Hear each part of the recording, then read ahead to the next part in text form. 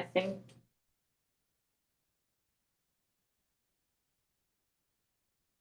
So Steve, Robin, was that you? Yep. Okay, it's working.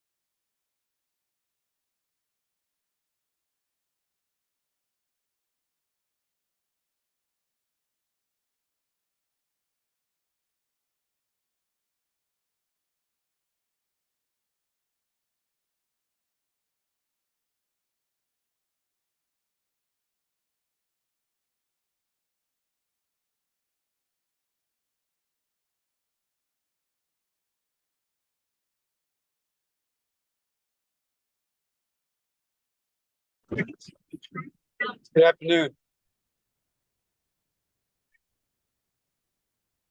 On mute. Hello, Regent Winter.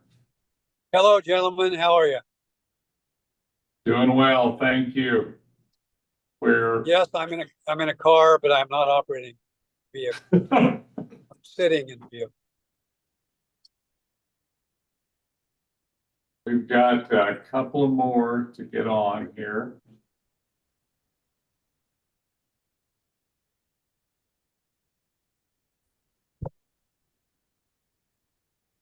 This is supposed to be on.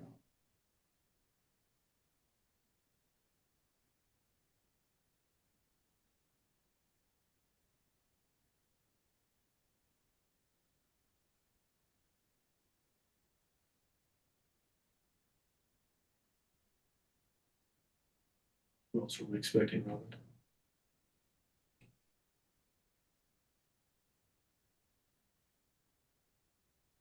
Nebraska, Johnson, Ice, Mendoza.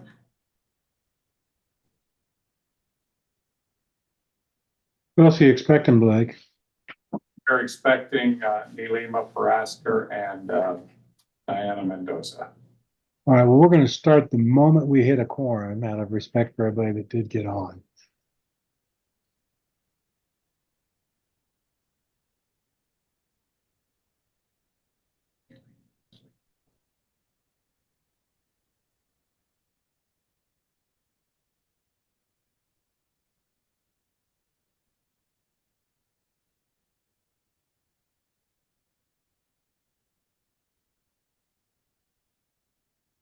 So Jeff, are you the one that's going to take us through this? Or?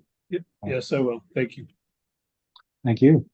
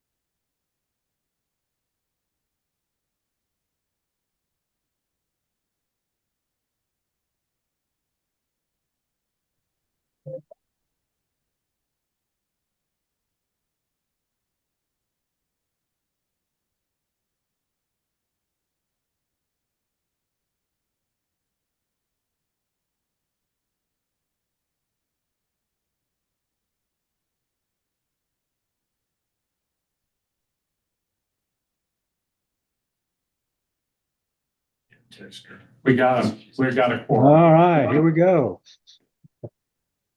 Welcome, everyone.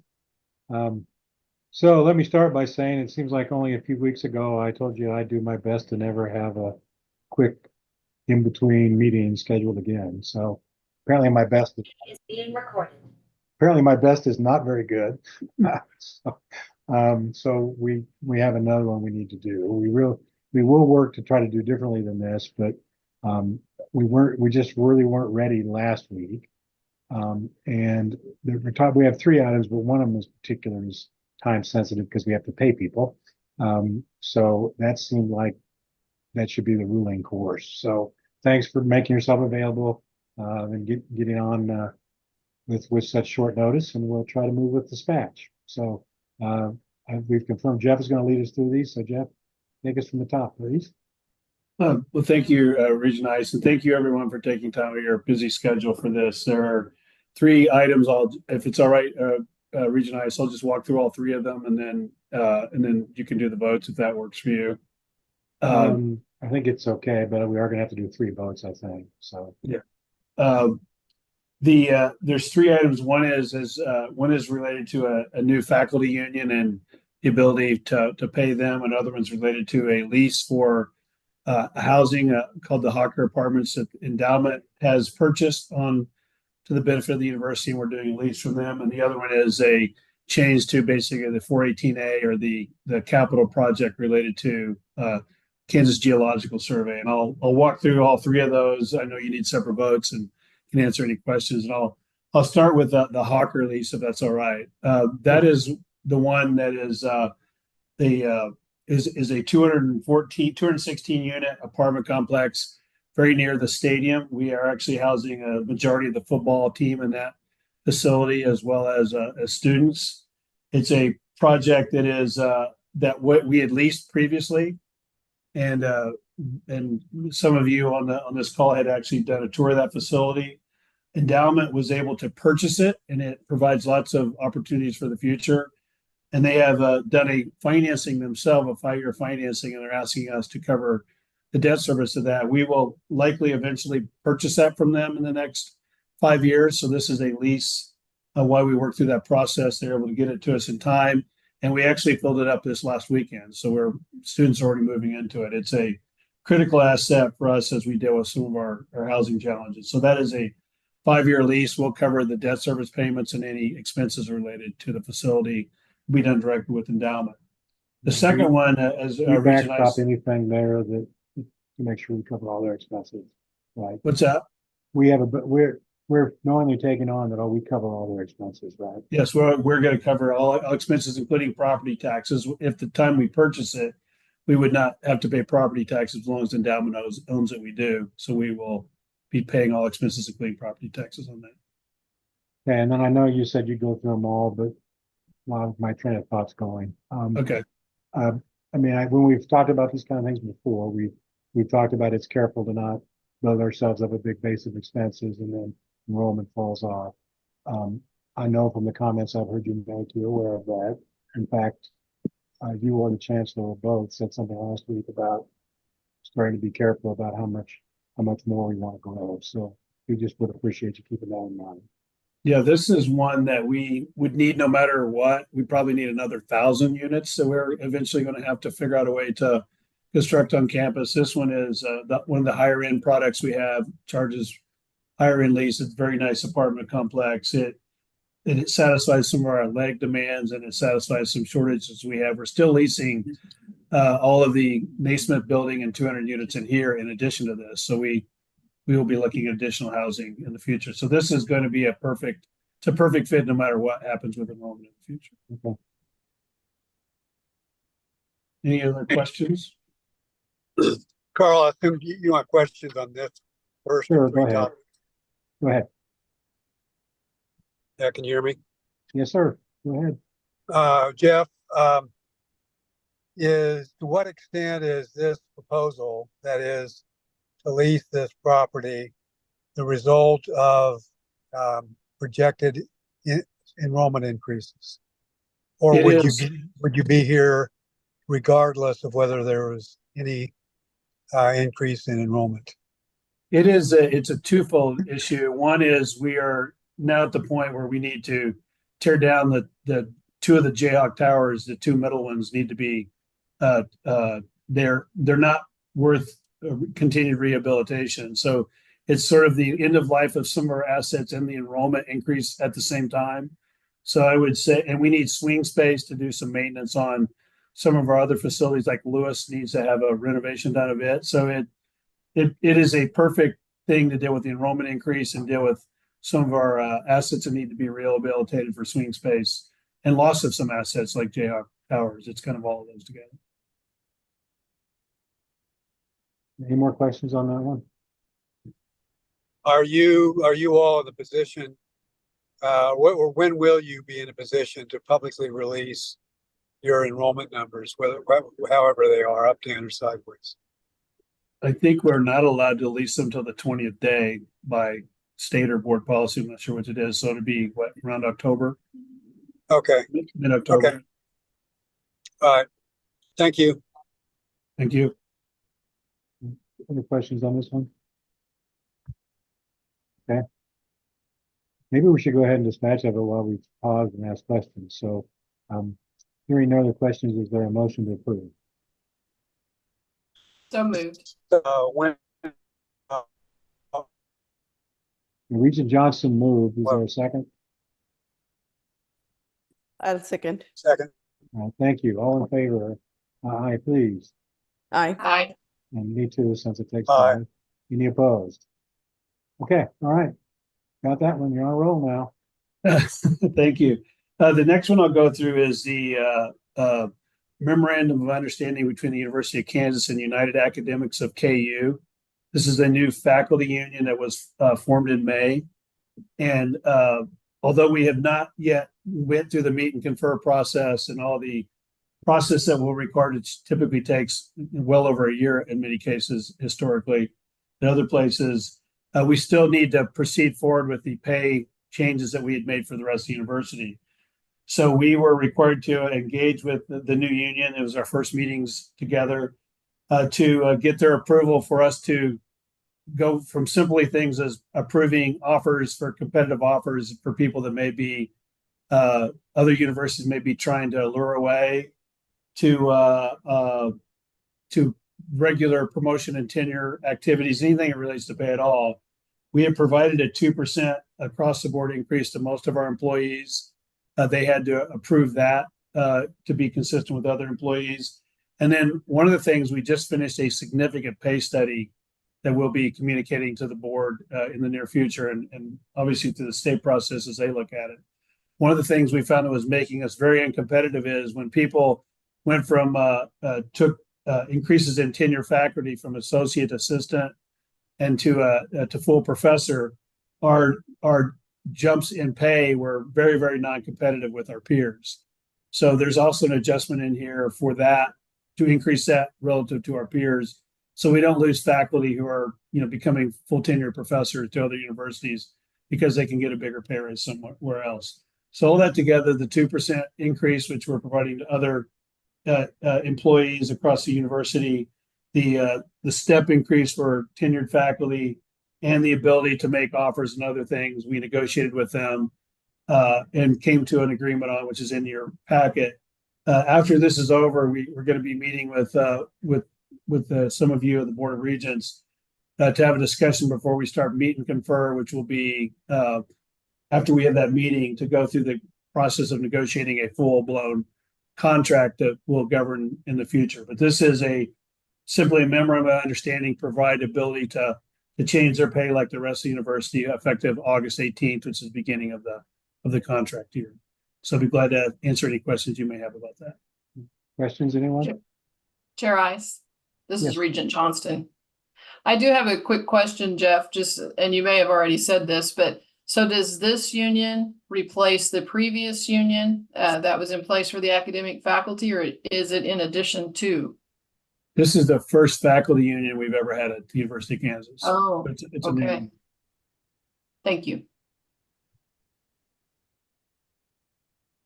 Which, dare I say, might underscore why it's important for us to continue to work on salaries, as we discussed at the offset.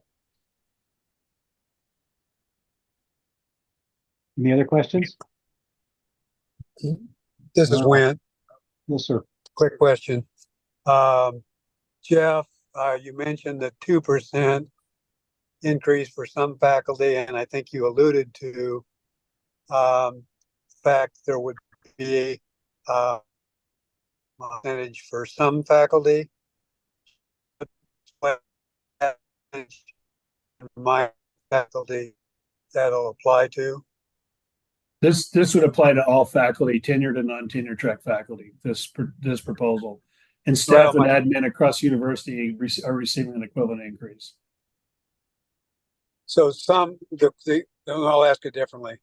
Some of the some faculty will receive an increase of 2%. Is that correct? It's a 2% to all faculty, and there's also in this proposal, in the event you're promoted to a full professor, you would get a bump in pay that is under the new process. It used to be $10,000, and now it's 12% of your pay, with a minimum of, I believe it's $1,200 a minimum increase, and that was to make us more competitive. So if you are promoted to a full professor, you would get that in a 2% increase if that were the case. You would get, I'm sorry, you would get the 2% plus? Yeah, you would get to jump because you got promoted to a full professor, and then your base pay would also go up 2% in that new position. For those people getting that jump to full professor, what would be the total percentage increase in their compensation? They would get, well, it depends on, it'd be 12% of their pay, but their new pay, everybody's pay base will go up 2%. So they'll be moving to a position that has 2% more than it did before this happened.